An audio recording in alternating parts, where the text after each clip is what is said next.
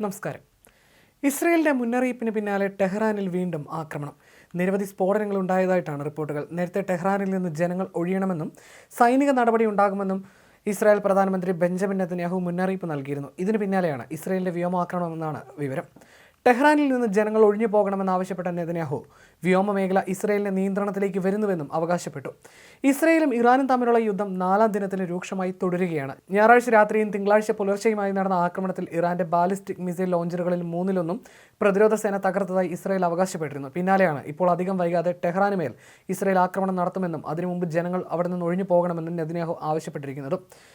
അതിനിടെ ഗൾഫ് രാജ്യങ്ങളുടെ ആകാശത്ത് ഇറാനിയൻ മിസൈലുകൾ കണ്ടുവെന്ന റിപ്പോർട്ടുകളും ഇതിനിടെ പുറത്തു വന്നു. BH ന്യൂസാണ് ഇക്കാര്യം റിപ്പോർട്ട് ചെയ്തിരിക്കുന്നത്.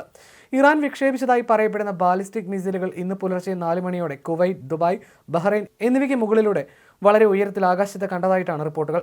ദുബായ്ക്ക് മുകളിലൂടെ പറന്ന ഒരു യാത്രാ വിമാനത്തിൽ നിന്നുള്ള ഒരു യാത്രക്കാരൻ പകർത്തിയ ദൃശ്യങ്ങളിൽ മിസൈലുകൾ വിക്ഷേപിക്കുന്നതും പകർത്തിയിരുന്നു. അതേസമയം മിസൈലുകൾ തങ്ങളുടെ വ്യോമാതിർത്തിക്ക് അപ്പുറത്താണെന്നും ഉടനടി അപകടമൊന്നും ഉണ്ടാക്കിയില്ലെന്നും കുവൈറ്റ് ഉദ്യോഗസ്ഥർ സ്ഥിരീകരിച്ചു. സമാനമായ കാഴ്ചകൾ കാണിക്കുന്ന വീഡിയോകൾ നിരവധി ബഹ്റൈൻ നിവാസികളും പങ്കിട്ടു.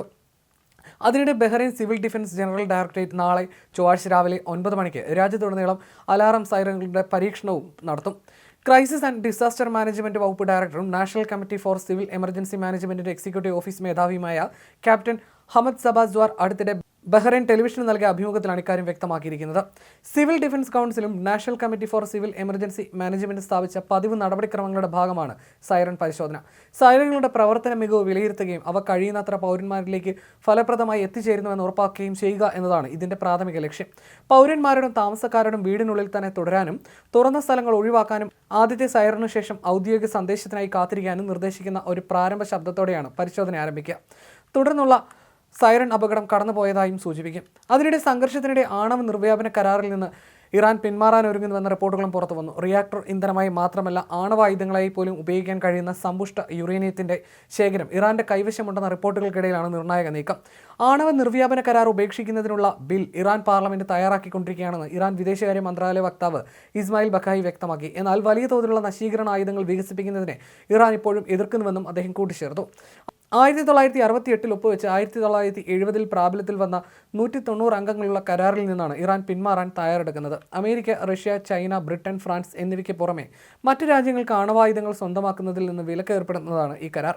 ആണവായുധങ്ങളുടെയും അനുബന്ധ സാങ്കേതിക വിദ്യകളുടെയും വ്യാപനം തടയുക, ആണവോർജ്ജത്തിന്റെ സമാധാനപരമായ ഉപയോഗത്തിൽ സഹകരണം പ്രോത്സാഹിപ്പിക്കുക, ആണവ നിരായുധീകരണത്തിന്റെയും സമ്പൂർണ്ണ ആഗോള നിരായുധീകരണത്തിന്റെ ലക്ഷ്യം മുന്നോട്ട് കൊണ്ടുപോകുക എന്നിവ ലക്ഷ്യമിട്ടുള്ള ഒരു അന്താരാഷ്ട്ര കരാറാണ് ആണവായുധ നിർവ്യാപന കരാർ.